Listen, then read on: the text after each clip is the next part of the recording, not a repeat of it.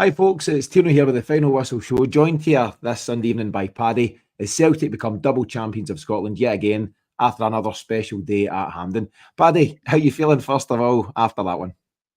Delicate would be the best word I could use to describe that. Currently thinking about my hangover scran after this recording now. So, but most importantly, a very, very happy man today. We're very, very spoiled. I've said this before. Very spoiled as supporters at the moment, and just brilliant scenes again, and just a brilliant occasion. I love Scottish Cup finals. I love the day out. I love the before. Don't know about the during yesterday, but certainly the after was a great day. So yeah, just soak it all in. It's absolutely brilliant. As do you know, Celtic have got this special thing with the Scottish Cup, haven't they, Paddy? Yesterday was marking 150 years of the Scottish Cup. Celtic are the record holders of the trophy. I think it's 42 times now after yesterday.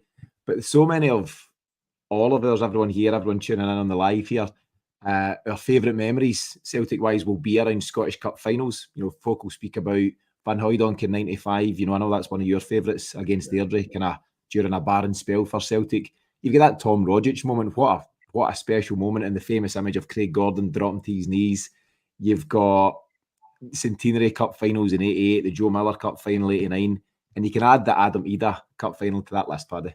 Yeah, you can, and I think just, you know, cup games are brilliant. If you go and win 3-4-0 in a final, it's a great occasion. The party started during it, but moments like that yesterday, when we've not played our best, to go and take it like that at the end is absolutely magnificent. And just, I think I always kind of think back to those moments when you're standing, whoever you're standing next to, and you hope it's your friends, but sometimes you end up with tickets alone as well. If you get that split second just to take it all in and just look at the limbs of the full stand, it's just incredible. It's an incredible moment. I think a lot of our fans at that point thought, job done. But I watched the unique angle back. I've posted about it on Twitter, and Callum McGregor, absolutely brilliant. Just no. Head in the game here. Straight to the players, calmed them down. And actually, you watch the celebrations from Idah as well. Idah's went crazy. But then he just switches back into game mode because they know there's time. They know there's still time left. So the best I've seen from them with that this season, considering the amount of goals we've lost straight after scoring. I think that's a really important point you make, Paddy, and I was going to bring it up because Adam Idah rightly temporarily loses his head. You score a 90th minute win on a cup final. He's a boy from Ireland. He's clearly got a passion for Celtic, and he has his moment, and there's some stunning photos of him making his way to the crowd. But then he just checks himself. It's almost like he switches back into game mode. As we all know, there was, 8 minutes injury time to be played. That game wasn't done and dusted at that point. And the gesture from Callum McGregor at the time, he's pointing to the wrist, pointing to the watch, to the fans. There's time here. We need you. But, we've still got a big shift to go. And I think it's mentality as much as anything that's got Celtic over this line this season. Of course, I think our manager spoke about that being an 80% thing. I'd say it was probably a 100% thing when you look at yesterday's performance. Some crazy narratives getting floated about, though, I have to say. Like, I'm reading a lot of people saying that Rangers were the better team yesterday. I'm not having it. I wouldn't say Celtic were the better team. I think it was both teams nullifying each other. But we took a chance when it came, and I think that, it's very easy for us to go down the line and say Rangers played well. Rangers stopped Celtic playing. That was the first thing they done, and they didn't do anything else after. I can't remember many Joe Hart saves yesterday, so I wouldn't necessarily say that they were the better team. So I still feel good about winning that yesterday. I don't think it was a smash and grab. I think it was no, do you know what? We ground it out at the end. I would agree with that. And my initial assessment of the game, we know that Celtic weren't at their free-flowing best. Far from it. We just didn't quite click at different times. And it's easy to say, we got away with it or something of that nature. There's a good comment, Paddy. It kind of echoes what you say. It's from Martin Linton. Martin's a good friend of the show. He says, Rangers bored the game to death by nullifying anything we did. That was their Euro game plan yesterday. He's convinced that's the case. They can't beat us at a real game otherwise. And I think that's bang on. If Rangers tried to go toe-to-toe with Celtic, we would kill them. We really would. We'd be all over them. And I suppose from that point of view, Philippe Clement is well entitled to do whatever he wants, to try and win a game of football. But it's kind of the age-old thing with Celtic and Rangers. Celtic are famed, for playing the cliched, the Celtic way. You've got to play football. You've got to entertain all these things. Rangers, and you've seen it historically under guys like Walter Smith and others.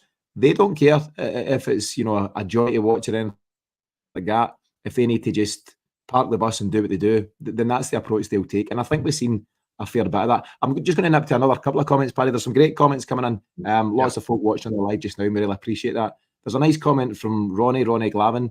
Ronnie says, first post, I just want to say the last few months you've become part of my life here at the Celtic Exchange, which is great to hear, Ronnie. Just like Celtic have been since my first game at Dens Park in 1966. So what's that? 50, a lot of years ago, Paddy. 58 years ago. Do you know what? Sunday night after a cup final is not the time for maths, Paddy, so we'll let somebody tell us. And Ronnie saying his dad hated football, but he knew that he loved Celtic, and thanks to his dad. Great comment.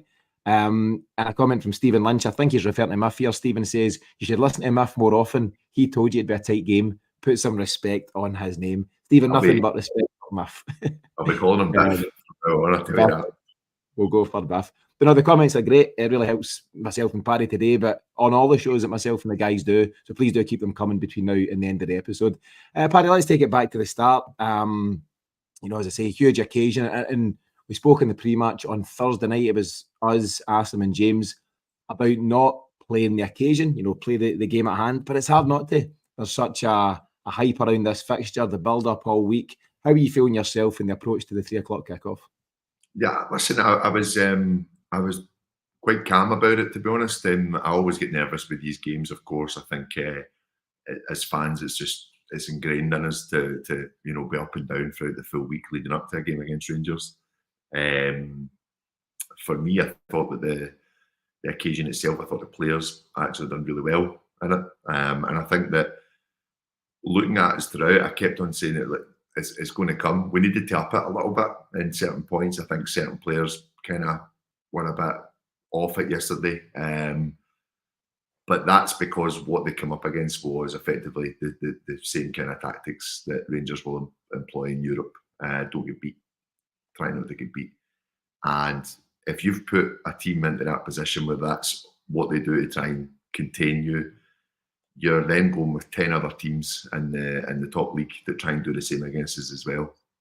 So it's like the Espanyolification's really starting to take note in that one. But it was interesting. It was just interesting to watch their approach to it.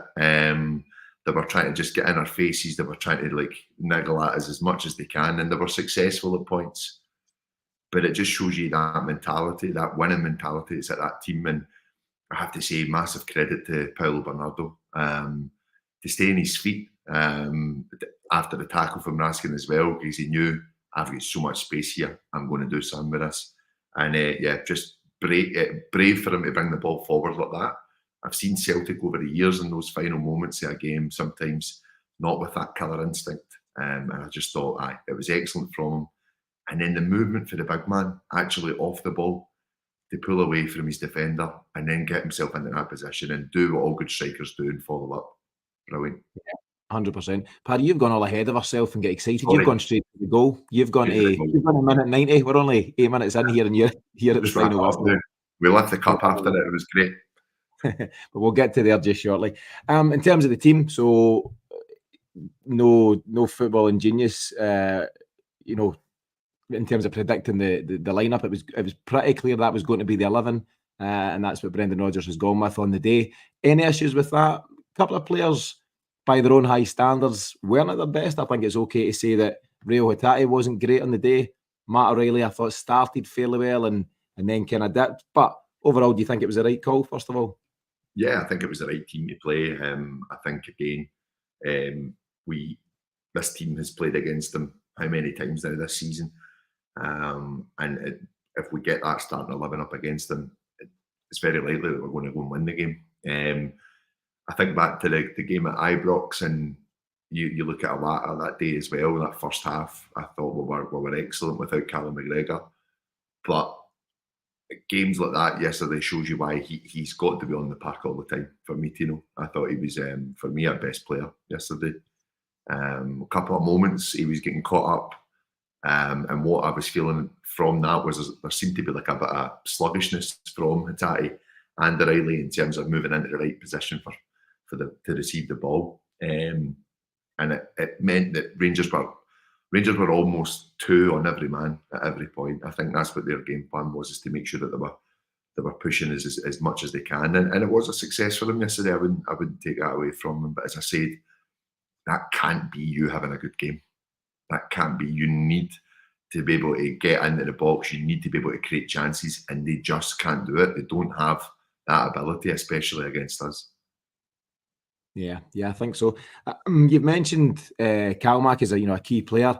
I thought Alistair Johnston played a huge part yesterday. I thought he was aggressive, physical, up for the battle. And sometimes when you're not playing at your best, and the creatives, the Matt O'Reillys and the Rio Hatatis, if they're not having their best game, you sometimes need to fight your way to victory. Good teams always find a way to win. And I think Alistair Johnston was a big part of that, Paddy.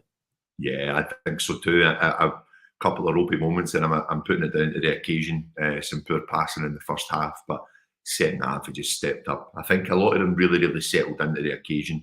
And the wake-up call from the disallowed goal as well would have helped them as well. But Johnston, for me, is...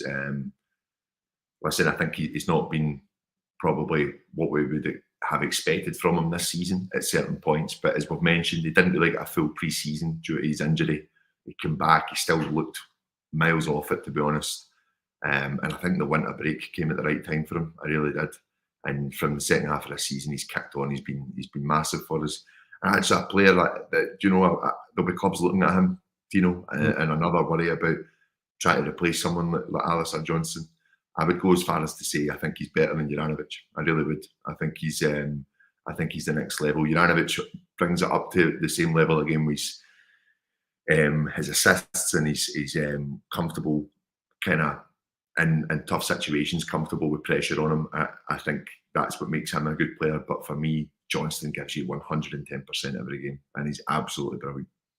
Yeah, I think on top form, he's a brilliant fullback, and still a young man. Still a guy that can continue to improve, and hopefully can just have a good break now. They'll all need the break, Paddy. It's been I'm exhausted and I've not done nothing.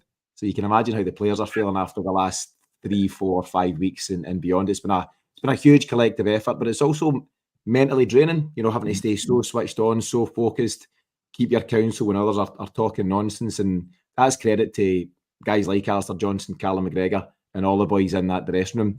In terms of the match action, Celtic certainly controlled possession. Someone had given a possession start there. I think it was something like 60% possession to 40 over the piece, and that's no smash and grab. You're not smashing and grabbing if you've got that kind of possession throughout the game. But what we did lack, and actually I think both sides in that first half, there weren't any clear-cut chances, were there? There was a couple of half chances. Hatatis had one in the half volley that's been cleared by Davis, I think a header. Kyogo nearly got on the end of a couple. But we've not really had that killer instinct in the final third on the day, have we? No, we haven't. And that's what I say. I think sometimes the occasion can catch some players up as well. It's we definitely didn't settle the way we can do. And it was their game plan, as I said, to stifle us. We still kind of look to get the ball on the deck and play football as best as we can. But as I said, a couple of players just maybe getting caught up in the moment yesterday. And it'll be a good reflection for them and looking back of making themselves available for the pass a lot quicker. I thought that's where Hatate and O'Reilly let himself down a little bit with that yesterday. A couple of times you've seen the likes of Johnston, McGregor, and even Carter Vickers at times cutting frustrated figures because of that. And one guy I actually thought that they'd done very well to keep quiet yesterday was Adam Idah. I think he had a couple of times he get in behind, but ultimately the only balls getting into Idah were balls over the top. And I know that's part of the plan for him. I know he thrives on running onto them, but I would have liked to see it come into his feet a bit more as well and see what he could do. But for the life of me, I couldn't understand why James Forrest didn't want to press Yilmaz on the wing as well. He kept cutting in. And I was a little bit unsure to that. I was talking to some of the boys during it, and Yilmaz looked as if he was limping for the word go. And I know that obviously they've kind of rushed him back into things. So I don't know what the plan was there with Forrest. I don't know if he maybe didn't think he could take him, but I would have liked to have seen a wee bit more for Forrest against Yilmaz yesterday, Tino. Maybe so. I thought he had a decent game, James Forrest. Someone pointing out that he made his first tackle in 15 years as a pro footballer yesterday, if you've seen that, where he made the slide tackle and picked up the yellow card. But I think he had a decent game, but he wasn't as impactful as he has been in recent games. One thing which certainly, affected us was Callum McGregor picking up that first half yellow card. For me, it seemed to be much of a muchness between him and Todd Cantwell. And I think overall, Nick Walsh had a decent game. I don't have any huge complaints. There's a couple of fouls I thought could have gone the other way, but you'll always get that. But McGregor picks up his yellow. I think it's in the 41st minute there. And that means he's walking a tightrope throughout the whole second half. There was a couple of moments where you've seen them breaking, whether it was Diomande or otherwise. And Callum McGregor's just had to jockey him. He's been unable to go and fully commit to the tackle, because of picking up the earlier yellow, and it does affect what Callum McGregor can do, and that's a huge part of his game, Paddy. Oh, absolutely. I still think he managed it pretty well, though. I thought that he looked after in the second half. He looked after those little breakout areas as much as he possibly could. But what he did do, kind of seen it a lot of the time, especially if they were maybe breaking from any of their attacks. If you watch the highlights back, I see McGregor a couple of times with Johnson and with Taylor saying, "Tuck in with me," at points, just to kind of break that area down a bit. I think that, you're right.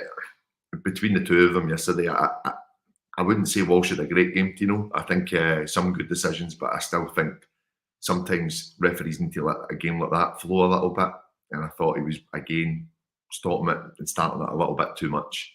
For me, like I said, there was going to be niggly fouls yesterday. That's what they wanted to do. They wanted those little free kicks because that's the only way that they could possibly get a result against is disrupting what we try and do, which is play football. So it was a tough one. Yeah, I agree with that. It's part of their approach, and the niggly fouls and the breaking up of play. It disrupts our flow. That's our thing. Big Hampden surface there. Perfect conditions for good football, but we couldn't really get into our stride at different points. And that's, as I say, it's Rangers' prerogative. It's Celtic's challenge to break that down, isn't it? That's the thing. I seen someone tweeting earlier on about Rangers are slowly but surely turning into every other club in the Scottish Premiership in terms of they just try and grind out against Celtic at this moment in time. And the comment on Twitter was saying the only thing they're stopping short of saying is, but we won't be judged in our games against Celtic this season, which is what everyone else says. Rangers are maybe nudging their way back into that bracket, but we'll get to some of the stats and records and different things towards the end of the piece, Paddy. So half time, nothing each. My 4-0 scoreline, same as you actually, 4-0 scoreline, was looking in jeopardy at that point. But how are you feeling ahead of the second half? Again, I kind of felt I was okay. I was more just of the opinion, just like take it up a few gears and start to put them under a bit of pressure. I thought our pressing yesterday wasn't the same, but I'm seeing a good few comments here in the chat. People saying that the park looked heavy. Can kind of agree with that. And I think a bit of it wasn't roasting yesterday, but it was a warm enough day as well. There was a few heavy legs. It's the 50th game of the season too. So I'm not expecting them to be chasing absolutely everything down. But as a fan, you're kind of just, you would want them just to up it a little bit more. But as I said, I think it was, a few people off the boil yesterday makes sense for the kind of performance we turned in my opinion. Yeah. Paddy, they make a change at half time. Seema comes on for Dessers. Seema's a pretty dangerous player. He struggled for fitness. Don't know what happens to him now. Does he go back to Brighton? He's obviously on loan at the moment. And it's Dessers that goes off for him. Dessers has taken all sorts of grief at times this season, and rightly so. He's missed some huge chances over the campaign. He had one big moment in the first half. I think it's Cantwell that's got down the right-hand side. He's cut it back. Dessers has got out his feet, and he's going to get a strike away. And you'll have seen 3 Celtic defenders throwing themselves at it. It was a real effort. I think it was Scales, Carter Vickers, and Matt O'Reilly were all putting their body on the line for it. And then Carter Vickers reacts to clear it, and you'll have seen Dessers going down looking for something in the box. But it was a huge moment for Carter Vickers. It was so important to make the block and then the clearance at that moment in time. And he had another moment in the second half. You know the one I'm talking about. They've cut it across the face of goal. He's facing Joe Hart. He knows there's danger behind him. He doesn't know exactly where. And it's class defending. He's basically ushered it out for a corner. And if he doesn't, Seema's on for a tap-in. Yeah. And I think they were 2 huge moments in the context of the game, Paddy. You and I were chatting briefly beforehand. And you think defensively as much as anywhere else, that's where Celtic won this game yesterday? Yeah, I do. I think it's going back to that point I was making earlier on. A lot of people saying that Rangers were the better team. That narrative's trying to be created from them themselves. For me, I thought we defended really, really well, and again, it kind of pulled me back to that performance, the 2-1 victory under Ange, where Vickers scoring, and just everything was on the line. They just knew, right, soak it up. We can play football. We can beat this team if we want, but just soak all their pressure up, because all they have is long balls into the box or long balls in behind. And listen, I've seen the comments about Liam Scales kind of coming out as well right after the game. For me, I thought Liam Scales done really well in terms of blocking those long balls in, or anything trying to get in behind us. He was matching it. He was meeting the headers, and I thought Greg Taylor was excellent in the second half yesterday as well. But Alistair Johnson and Cameron and Carter Vickers on that right-hand side are massive for us, Tino. And they gave us a platform. They gave us a very, very strong platform. And with such a busy player like Callum McGregor in front, anything could happen. Anything could happen for a knockdown to him. And, you know, it just goes to show how quick we were in the press. And I know I'm going to go back on the goal here, but how quick we were from one of those transitional moments as well. We're ready for that because we play against it week in, week out. Mm-hmm. Yeah, and you know, you need to have both sides to your game. As I said earlier on, you can't always rely on the Kyogos, the O'Reillys, the Hitatis, the forward-minded players, the creative players. Football is very much about what you're doing defensively first and foremost, and that's what sets up your foundation to then go on and win. And from Joe Hart out to the back four, those boys have picked up a clean sheet yesterday, and I think it's very hard to be critical. And I would agree with you. There was some criticism for Liam Scales online and the hours after the final whistle, and for me that's unacceptable. It's really unacceptable. It's a young guy he's a heart and soul kind of player, Liam Scales. I think he does have his limitations, but I think he's a decent player. He can be very proud of what he's done and what he's achieved this season. I heard a guy last night in person saying, I'm a better player than him, blah blah blah. And I'm thinking, the guy's picked up a league winner. He's a pro footballer. He's made it as a pro footballer. He's an international footballer. He's now picked up a League and Cup double. And someone said in the comments earlier on, put some more respect on Miff's name. I think we need to put some more respect on Liam Scales' name, just for what he's achieved. I'm not saying he's a world beater. And I think potentially he's not the fit for Celtic next season moving forward. But you need to respect all these players for what they're doing, Paddy. They're putting their bodies on the line. They're giving their all. And I think if you're pulling on a green and white shirt, you deserve the respect and the support from every one of us. Without a doubt, and I think it has been that support from our fans from the get-go, from the moment of the Hearts 2-0 game. I think it was a bit of a rally cry for a manager from then, and everyone's bought into it. You know, the players should receive everyone's respect after the end of the season. It's been a tough year. There has been limitations on not just Liam Scales in several positions this year. We've tried and tested quite a lot. So for me, they go into a break. We're going into our summer. Thankfully, the Euros are on Sunday watch. But my God, I'm ready for it. I'm ready for a break this year. I think it was brilliant from them. What was that? 25 games, one defeat, and they're in there. Yeah, I think that's the start. We've lost just once in the last 25 games. That's what wins you titles, Paddy. You know, hitting top gear at the right time in the campaign. In terms of we spoke about the stop-start nature of the game in general, and certainly you see more of that in the second half. How many yellow cards do you think were dished out in the second half alone? So just one yellow card in the first half, Callum McGregor. How many in the second? I'm taking a stab here, 7. 11. 11, wow. 11. Wow. Let me see, 4, 5. 5 for Rangers, 6 for Celtic. That's a lot of cards. And that's the thing, I suppose. You know, referees will generally try and keep the cards in their pocket in the early stages of the game and in the first half, because once you start dishing them out, you need to start putting them out across the board, because if you give one for one, you need to give one for the other. But that is where I thought Nick Welsh fell short yesterday. My biggest gripe with him was that Todd Cantwell should have picked up a yellow, at least for persistent fouling, several times on Callum McGregor, and he then only gets the yellow for being a daft wee boy when he gets subbed off. And at that point, the biggest contribution he can make to the game is to push Greg Taylor. And I think that says it all about a guy like him. He's got some decent talent. You can see he's quite comfortable on the ball and all these kind of things. But what impact does he really have when it matters? when does he score? When does he assist in the big games? The answer is that he doesn't. And the biggest thing he can then do is turn into a bit of a show pony and play up to the kind of the victim type thing that he feels he's got going on. And actually, I've got to respect Philippe Clement for pushing Cantwell away from the referee at the end of the game. You'll have seen the clip.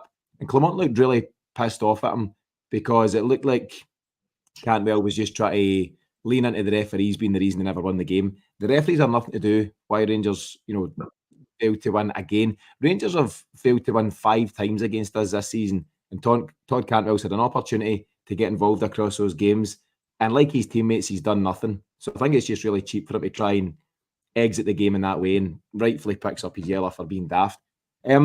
Let's get to Rangers' disallowed goal, Paddy. It's such a huge moment in the game, isn't it? It's just on the hour mark, and I didn't get where you were watching from. We were in D3, in the North Stand D3, so you're kind of facing the Celtic dugouts, if you like. So you're pretty far away from that corner coming in. Can't really see anything that's going on. Certainly couldn't pick up the push at the time. But what I did think was that Joe Hart was fuming. He was adamant there was something that had gone on, and he chased Nick Walsh about 40, 50 yards to let him know and got his own yellow card for that. But what was your own take? What was your own feeling at the time? Did you get a decent view on it? Were you nervous? What was your thoughts? I never got a good view myself. I thought that it was just, he was stuck under it, and I thought that what he was hoping for was losing the ability to properly jump for it, because it just looked as if it was quite crowded. That was their aim yesterday, get it as close into Joe Hart as possible. Thought he'd done well with a lot of his crosses yesterday. A couple he could have caught. I'm not going to be too hard on him, considering that's his last game. But I thought that for me, I don't think he does that just for no reason. I think he would accept, right, you know what, I've messed up there, I've lost the goal. But when I watched it back, because I've watched it a few times, and I kept watching it, and I'm like, nah, it's very soft. It's very soft. But then if you look at it from a keeper's point of view, his feet have left the ground. He's at that moment, he's about to probably get a claim on the ball, and he's been changed. His direction's been changed from the contact. So it's a definite foul. It's a definite foul. The thing that I would say that I have an argument on, though, Tino, is Greg Taylor being all over Raskin. I think that was stupid for Taylor. At the corner? Aye, so just before Raskin gets away from Taylor to make the push, watch it. Greg Taylor's hands are all over him. It's clumsy, and it could easily have been a penalty for that. Yeah, you know what? You've got to be so careful, and if nothing else, depending, regardless of what's going on elsewhere in the game, at corners and set pieces, you almost can't do anything in the box now because everything is potentially a penalty. You've got to be so careful, and I agree with your assessment there. I don't think there's much force in the push by Raskin, but Hart's up as a goalkeeper, and if you get any sort of impact in the back, it is going to affect what you can do. I think it is the right call, and actually, I thought it was the moment in the game that just lifted Celtic again. It lifted the players, lifted the crowd, absolutely, and it just got us firing again for what was a really crucial last half hour, Paddy. Aye, it did, and that's what I said. It's that focus that sometimes you need. I'll never forget a game years ago at Ibrox, and it was a Scott Brown tackle. Gave away a free kick. I think he took a booking as well, but it was more one of those moments where he turns to the rest of his team and says, "We need to wake up." You know what? I think they were under a lot of pressure. He took a yellow card to tell his team, "We need to get in this. This is going to be a battle." And I think getting off of that yesterday, obviously not conceding a goal, definitely a foul, of course. I think that they woke up and said, "Right, hang on, we're in a bit of a game here. Let's go for it. Let's try and play our game." I thought the substitutions were spot on, and I think that, as I said, the fresh legs of Paulo Bernardo, it wasn't just the goal. I thought he really got in and about their faces pretty well, and Raskin then went very quiet. I don't think he'd done much after, and then they took Cantwell off as well. I thought that we did manage that side of the goal, the disallowed goal, really, really well. And as I say, I don't think anyone deserved to win the game yesterday, Tino. I don't. It was just such a strange game of football. But we'll take it. We'll take it. 100%. But winners' mentality, as I say. the biggest sub, the most important sub. In fact, it's the two of them, isn't it? It's Adam Idah and it's Paulo Bernardo. So Idah comes on in 62 minutes for Kyogo, who wasn't quite at himself. No great service to speak of, no great opportunities for him. As I say, couple in the first half.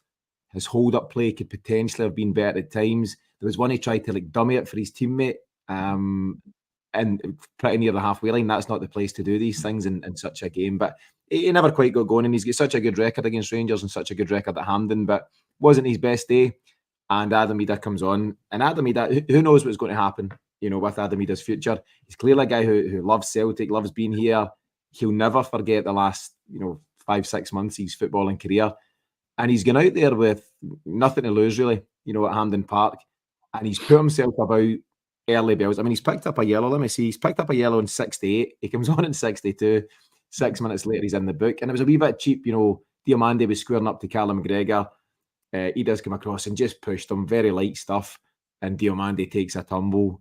And Walsh tries to balance it out and gives him the yellow. And at that point, he's walking the tightrope, the same as Callum McGregor all of a sudden. And he's a physical guy. That's his job. He plays back to goal football, brings players in, roughhousing defenders. So yellow cards, they're a thing to be cautious of if you play in that way. So all of a sudden he's walking that tightrope. But he didn't let it affect him, Paddy. And I thought all of a sudden he gave Celtic a great out ball, a great outlet. And I think he showed all his best quality yesterday, even out with the goal. I think so too. I think, like you say, even in those little moments, I think we need players like that are going to look after their teammates as well. They've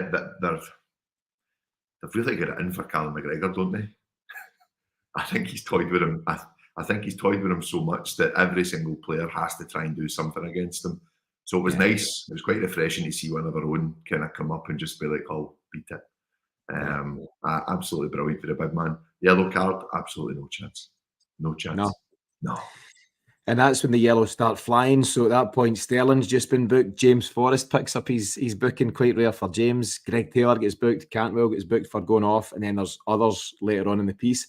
What about Paulo Bernardo? So he comes on, as I say, on 78 minutes. He comes on for Real Hatate. And again, out with the goal. I thought he showed some really good stuff. A bit of composure on the ball where it had maybe been lacking.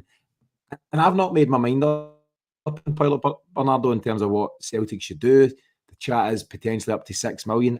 I'm undecided. I'm fully decided on Adam Idah.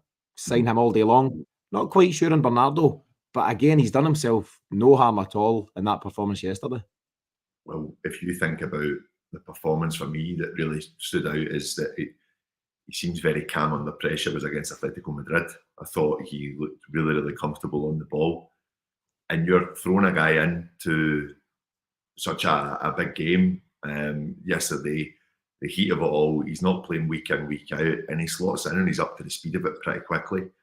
Doesn't look as if he moves fast, Paulo Bernardo, but I think his reading of the game is very, very clever, and he seems to get in all the right positions.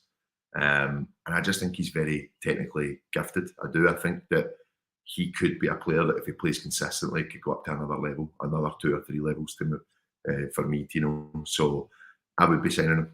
I think we go and take him. I'm not saying he's a replacement for anyone. I'm not saying that at all. I think he's still a bit of a player that needs a bit of time, needs maybe 30, 40 games a season to kind of really get used to it. And then he will develop into a top midfielder, I think. You say that you don't think he moves that fast. Ask Nico Raskan if he moves fast, because he just breezed away from him. He's got in similar ways to Matt O'Reilly, he's got what looks like quite a languid, lazy style, but it's actually quite deceiving. That's just the way they operate. They've actually got a real range in them, and they can stretch away from players. Nobody was catching Bernardo, and I think he knew it. The whole place just opened out for him. I'll tell you what, let's do the assessment of the goal from start to finish, because actually it is a turnover in possession that you mentioned, Paddy.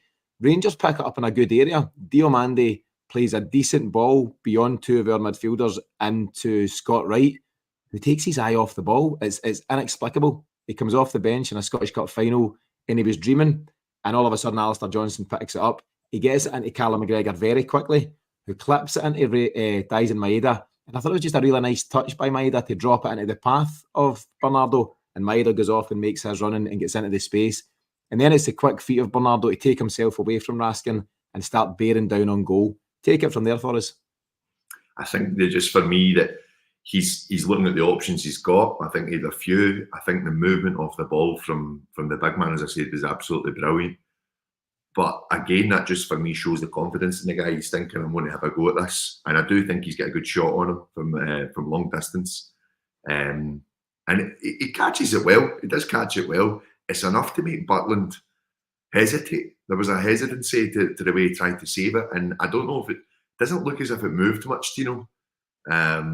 But listen, these are the moments, and for Adam Idah to be switched on and realise, right, hang on a minute, get in there. I've not got the pass, but make sure you're following up, because that's going to the keeper.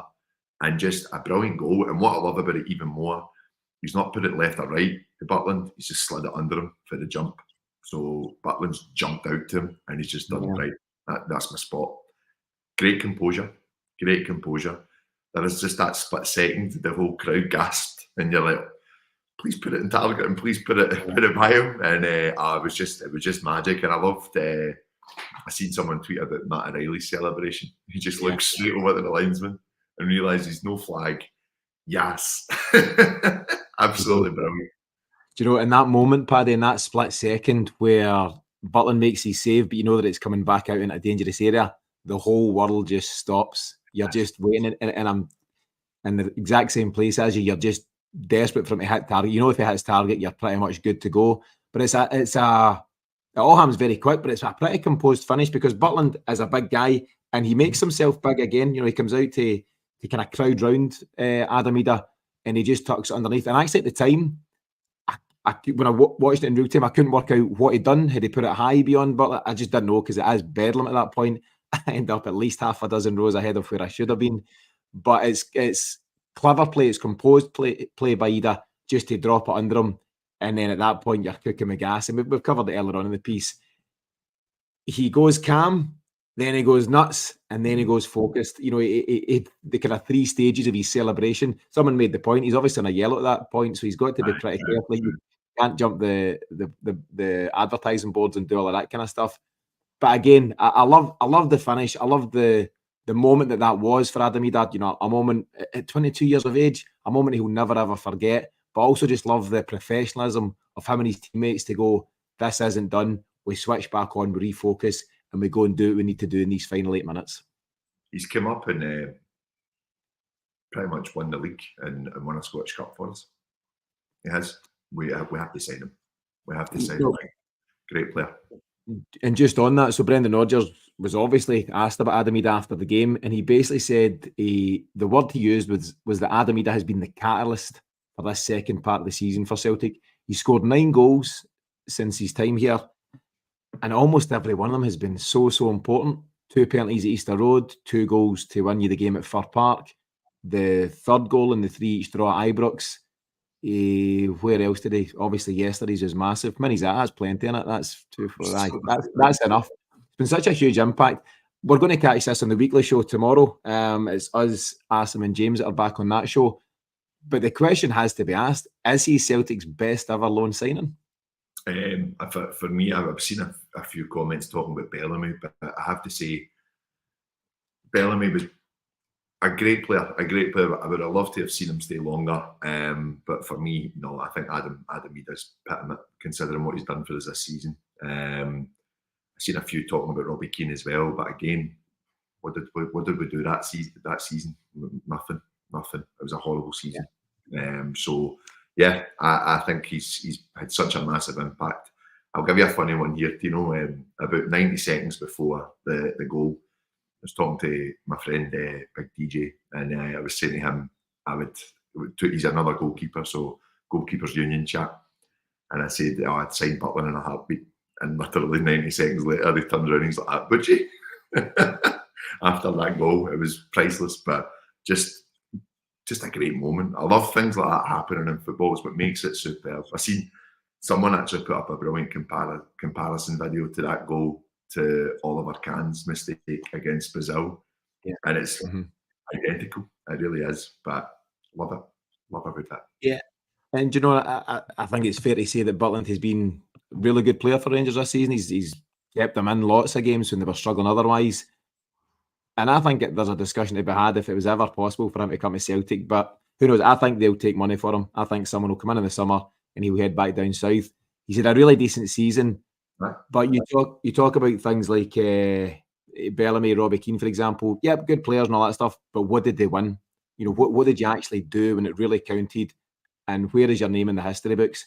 Butland, for all his good stuff, has got a League Cup to show for all his efforts. Whereas Adam Idah now, you know, as I say, he's been in Scotland and Glasgow for 5 months, give or take. He's league winner, he's Scottish Cup winner, and he's the individual that scored that goal to win the Scottish Cup. So that's the difference in football, Paddy. As mentioned there, so obviously the goal comes around 90 minutes. We see out the 8 minutes without any great stress. You know, there was a couple of moments. In fact, there's one moment I definitely want to mention, and I think it's been picked up now by the press. Is John Lundstrom going out to end Matt O'Reilly's career? Have you seen it?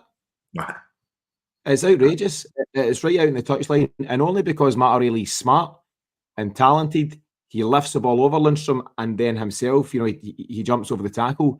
If Lundstrom catches that with a planted leg, you're guaranteed to break a leg. It's a shocker, and I think he gets thrown on there.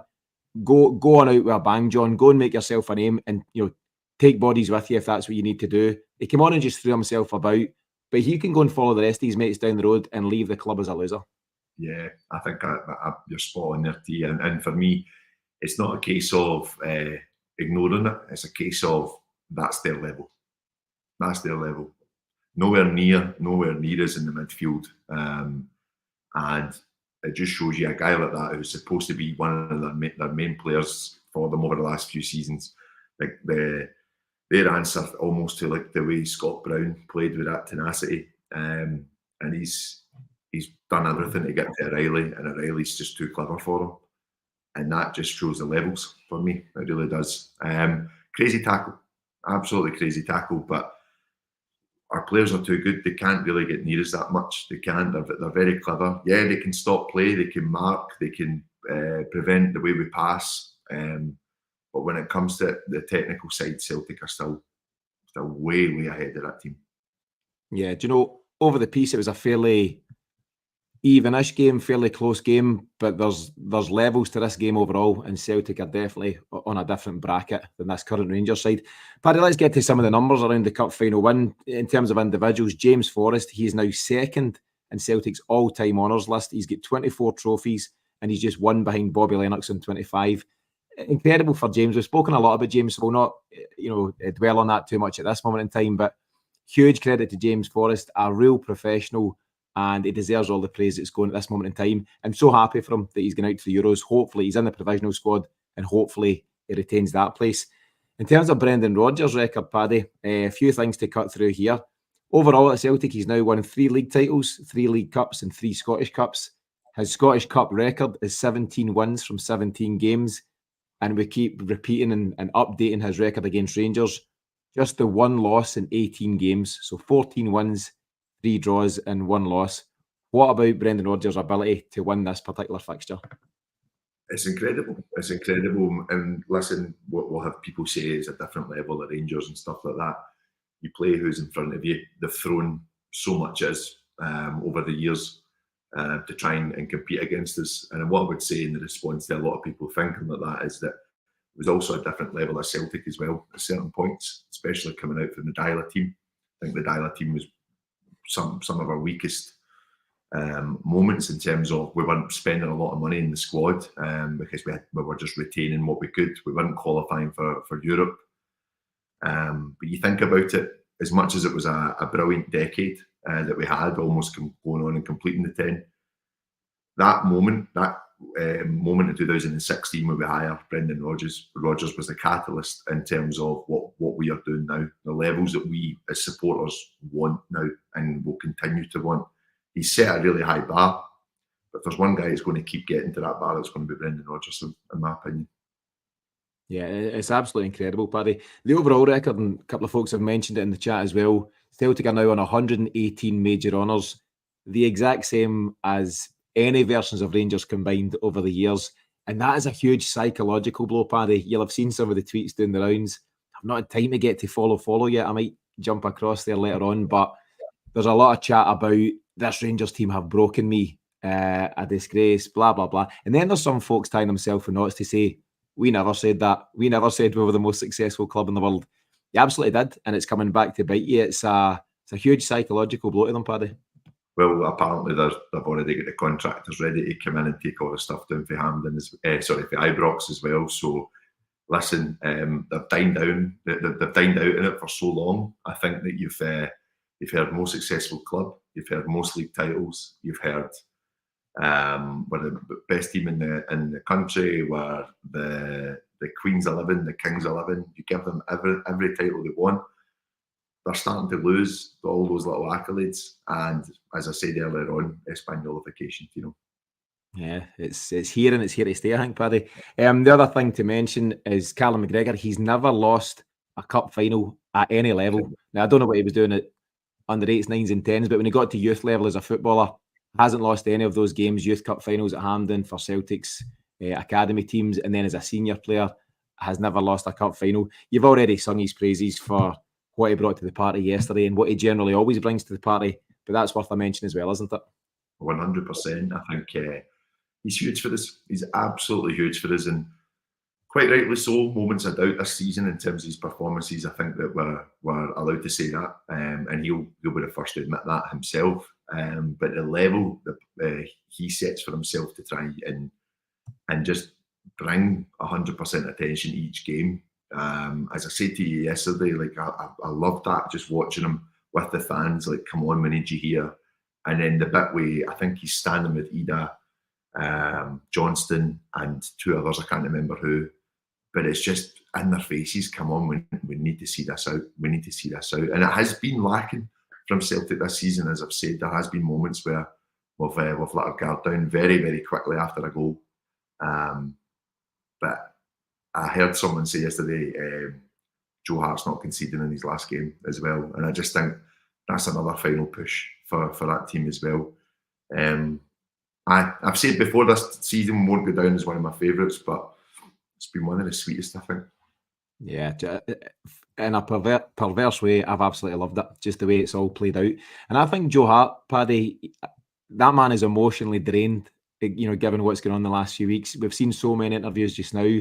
Some folks might have watched the interview I done with Henry Winter, the journalist, who spent a lot of time and has spent a lot of time with Joe Hart over the years, speaks glowingly of him as an individual, and talks about this, effectively the rebirth of Joe Hart over these last few years. And it's clear that Celtic have you touched something with him, touched a nerve in the most positive sense. And you seen at one point after the whistle, he was just soaking up every second of it. And since, I'm repeating myself, but since he announced on the 22nd of February that it was all over at the end of the season, the response by him and his teammates is probably the reason why we are where we are today, talking about a double. Yeah, agreed. As I said, it's that laser focus you need to bring into every game. And I think that, I wouldn't say everyone's done it for every game, but I would definitely say that himself, Callum McGregor, and for me, Cameron Carter-Vickers have been massive for us in this running, and I'd bring my head into that as well. They've been so switched on and really, really pulled us over the line this season. So a massive well done to Joe Hart. And as I said at the time of that announcement, takes a lot of pressure off the team, takes a lot of pressure off the manager in terms of the planning for next season, which I believe has already started as well. And it's just exciting. It's just good to know that we're able to kind of get those moments dealt with really, really well, really professionally, and it allowed us to kick on for that remainder of the season. So I'm just credit to him. Emotional big guy, and totally understand it, totally get it. Absolutely brilliant from him yesterday, just opening up how he was feeling. And then I've seen a post from him today saying it's going to take me a few days to gather my thoughts. He says, but I'll come back with a message this week as well, just to say thank you. But just a great guy. I never thought I'd say that about Joe Hart. Yeah. I had a totally different view of him when we signed on him, but hey, I'm happy to be wrong there, Tino. Do you know, what a way to go, Paddy. I would say most players, would generally kind of sit tight, try and get that extra year or two, get the deal and play on, even when you're not quite at your peak, you're not at your best. And sometimes it's tough to watch. You see players that have been at the top of their game and you know that they don't have that left in the tank anymore. and there's others that fall down the levels and they play on for the love of the game, but it's clear it's not there. Joe Hart has gone out on the highest of highs. You know, the love that's been shown to him from all with a Celtic persuasion has been immense. And I think for him, it's what a way to go. You don't often get the fairy tale ending in football. You know, talented guys sometimes fizzle out and various things can happen. He has had the ultimate fairy tale. And as I said before, he's now going to cover the Euros for the BBC. And Ange's actually doing it for STV, which in itself is interesting. But you're going to get these guys bigging Celtic up at every possible opportunity. They're the kind of guys that now that they've moved on for the club, they'll be your biggest cheerleaders. And I'm just so pleased for Joe Hart that he got the ending that he wanted. Without a doubt, aye. And like you say, it's nice. I remember the moments you would watch Match of the Day and you would have, during the World Cups, and Martin O'Neill would be on and he would wax lyrical about the club. So it is nice having those ambassadors almost to kind of just big up what we are doing here and what we do have here. And I think that was made pretty well clear with our manager yesterday. Now listen, we know he likes a bit of a ramble, Rodgers, but I thought he got it spot on yesterday when he was talking about the full thing, looking out for each other, being a family with each other and what we're doing and what we build to go stronger next season. It's that psychology. Supporters, I said, we're spoiled, but we're in a very strong place that we're so used to winning silverware. We can't take it for granted. But my God, the levels that we set our players are extremely high. Some people can't handle that all the time. We understand that, but I just think that ultimately there was a switch that was turned on this season, and it was full support, full backing for that 11 that were on the park. And I go for that moment for the Hearts game. That was it for me, a big turning point. And then one of the best games of the season for me was the Hearts game at home. A real buzz about the place, just everyone trying to get behind the team, and I think they've definitely felt it this season from the support. Yeah, and Brendan Rodgers said he's got a number of huge quotes, Paddy. You know, this is the time of the season we come alive. Let's go and have some fun. We'll write our own story. But one of the things he said was that Celtic as a club, when unified, is an incredible force. And mostly he's meaning the fans and the players and coaches in it together. And I think we got that, you know, in the latter part of the campaign. And you see just the impact it's had. It's what drives you on to the kind of success we've witnessed in the last couple of weeks. Paddy, before I come to you for your final comments as we start to wrap things up, a few folks have commented, so I done a wee thing for the BBC pre and post match yesterday. All quite good fun, and it ended up out on the highlights package on Sports Scene last night. So I got some funny messages, a lot of taking the piss type messages, which is all good. But a few folks have mentioned tears. So Danielle, Sean Finlay, Lubo's Left Peg, and Maestro 95, Paddy, who's called me a sellout for stepping into the BBC shoes. But it's only temporarily, folks. It was just for the cup final. So all good here. I'm sticking with Paddy and the lads. Paddy, massive day for Celtic yesterday. Really special day at the end of what's turned out to be a really special season. So your final thoughts as we start to close out this episode. It's what it's all about, isn't it? I think sharing those moments with your friends, your family, your loved ones, it's special. You wear every high, you wear every low being a football fan, and I think that I love when people say it's just a game of football. I generally I've love, as I say, I love my friends, I love my family, but this football club as well is just a massive part of my day to day, and days like yesterday just make it all worthwhile. And you know, this hangover that I'm up against today still can't wipe the smile off my face, Tino. So I just love it, love every bit of it, love doing this as well, love doing the podcast, and great to see so many comments for you guys as well. And thank you, big thank you from me for the support this season. It's been excellent, and yeah, just keep on bringing the good days, guys. Love it. Yeah, well said, Paddy. And the support that we've had personally in terms of what we do here at the Celtic Exchange has been phenomenal. There's close to 1,000 folks kind of watching us just now. It's kind of ticking up and down. So great numbers there. And the folks that continue to comment, brilliant stuff. It really helps make the show what it is. Paddy, you were talking about, you know, how important football is in the bigger picture and life's rich tapestry and all that stuff. There's a famous quote that we all know from Bill Shankly. You know, it's the whole thing about they say football's, you know, more than football's as important as life and death, blah, blah, blah. It's actually more important than that. And I don't quite agree with that. You know, there's more important things in football, but I do agree with a quote from, I think it's Carlo Ancelotti, who says something to the effect of, football is the most important, of the least important things in life. So it's not more important than friends, family, and loved ones and all that stuff, but it's a very close second. It's just underneath that. And I think that's a pretty accurate reflection on how we all feel about Celtic. Paddy, we've got a break now, so we'll be continuing what we do in general terms with the Celtic Exchange.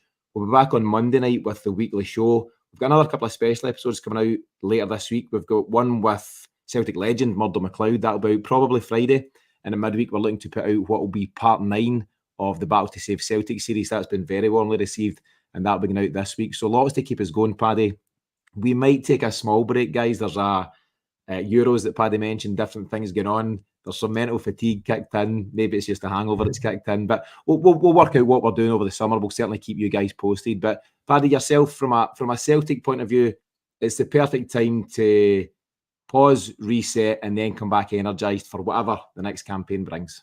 Yeah, absolutely. And I'm just buzzing for next season. I think it's I think the ball is in the board's court for me. I think there is work to be done.